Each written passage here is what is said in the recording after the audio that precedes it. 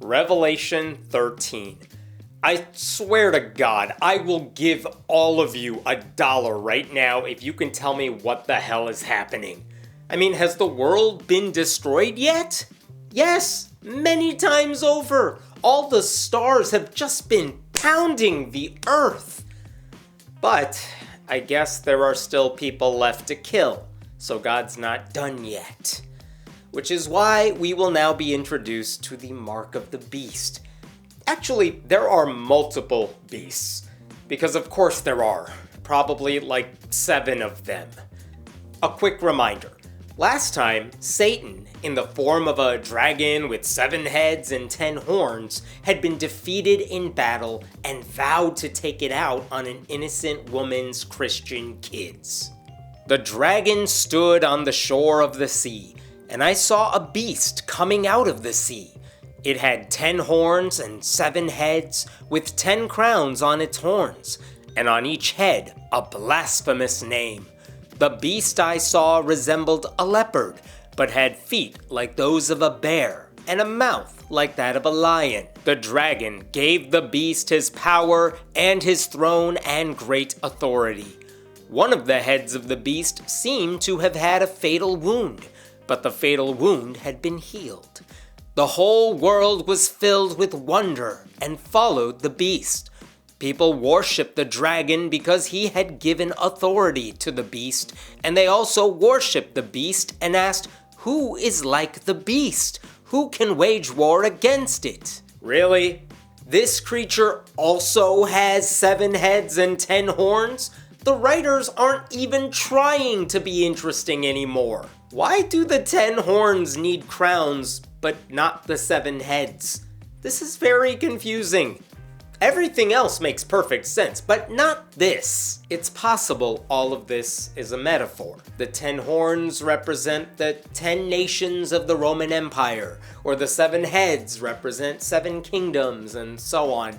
But if this is some biblical allegory, it's just the worst possible way to communicate whatever it is the writers were trying to say. And what creature is this exactly? It's a leopard, bear, lion, man, bear, pig. I can't even really imagine it. Listen, this is pedantic, I know, but if something is a fatal wound, you cannot, by definition, recover from it. This sea beast just has a wound. And why do these people worship the dragon? Because he created a sea beast? And they worship the sea beast? I feel like they're just desperate for a leader, even though all these people can be defeated. They need someone who will pretend to stand up for them until the beast eventually comes after them too. The sea beast is Donald Trump, is what I'm saying. Quick history lesson. If the heads of the beast are supposed to represent Roman emperors, well, the Emperor Nero, who died in 68 AD, supposedly took his own life, though it may have been a trick to throw off his enemies. So he could have had a fatal wound that healed. The beast was given a mouth to utter proud words and blasphemies, and to exercise its authority for 42 months. It opened its mouth to blaspheme God and to slander his name and his dwelling place and those who live in heaven. It was given power to wage war against God's holy people and to conquer them. And it was given authority over every tribe, people, language, and nation. All inhabitants of the earth will worship the beast, all whose names have not been written in the Lamb's book of life, the Lamb who was slain from the creation of the world. It only gets 42 months of power? That's 3.5 years, which is a number we've heard before and is totally coincidental, I'm sure, but also, it's not much. A US president lasts longer than the Antichrist. I love that the beast had to be given a mouth in order to talk shit. And then we idiotically gave it more power just so it could hurt people. The sea beast is Donald Trump, is what I'm saying. Whoever has ears, let them hear. If anyone is to go into captivity they will go. If anyone is to be killed with the sword they will be killed. This calls for patient endurance and faithfulness on the part of God's people. Well, that's extremely defeatist of them. They're saying if you get kidnapped, well, that's part of the plan for you. And if you get stabbed to death, yeah, we know. So just sit tight and stop fighting it because God has it all worked out.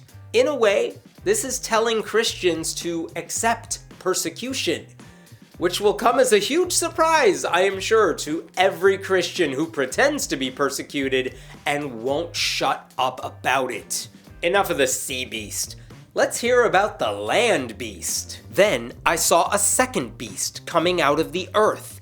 It had 2 horns like a lamb, but it spoke like a dragon. It exercised all the authority of the first beast on its behalf, and made the earth and its inhabitants worship the first beast, whose fatal wound had been healed. And it performed great signs, even causing fire to come down from heaven to the earth in full view of the people. Because of the signs it was given power to perform on behalf of the first beast, it deceived the inhabitants of the earth. It ordered them to set up an image in honor of the beast who was wounded by the sword and yet lived. The second beast was given power to give breath to the image of the first beast, so that the image could speak and cause all who refused to worship the image to be killed. It also forced all people, great and small, rich and poor, free and slave, to receive a mark on their right hands or on their foreheads, so that they could not buy or sell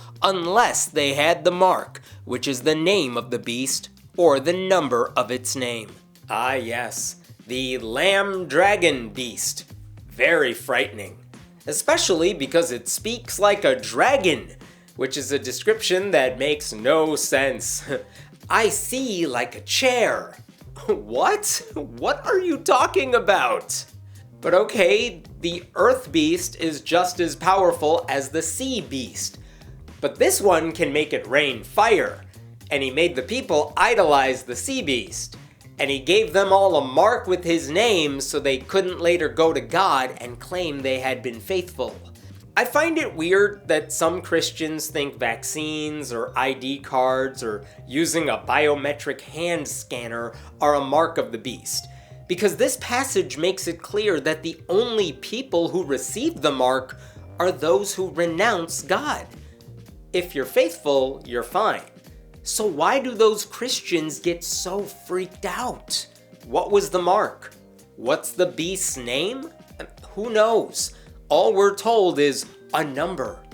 I guess we will never know. This calls for wisdom. Let the person who has insight calculate the number of the beast, for it is the number of a man. That number is 666. Gotta say, that's a weird name. The beast's parents could have done better.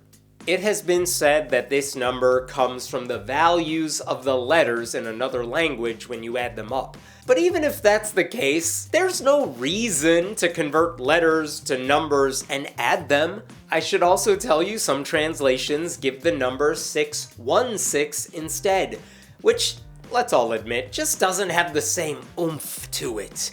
If they branded your forehead with 616, everyone would just laugh at you. And how important is this number, really? It's not like the people wanted the mark. It was forced upon them if they wanted basic things like food. They had no choice but to get it. They deserve some slack here. Interestingly enough, if you convert letters to numbers and add up the numbers in the Emperor Nero's official name, you get 666. So this is not exactly subtle. That's it. I feel like for all the attention the number 666 has gotten, it really deserved a lot more space than a single verse in a single chapter. I want people with the branding to go buy and sell stuff and get weird stares even though everyone has the mark. Show them on a first date or something. Otherwise, this is very anticlimactic.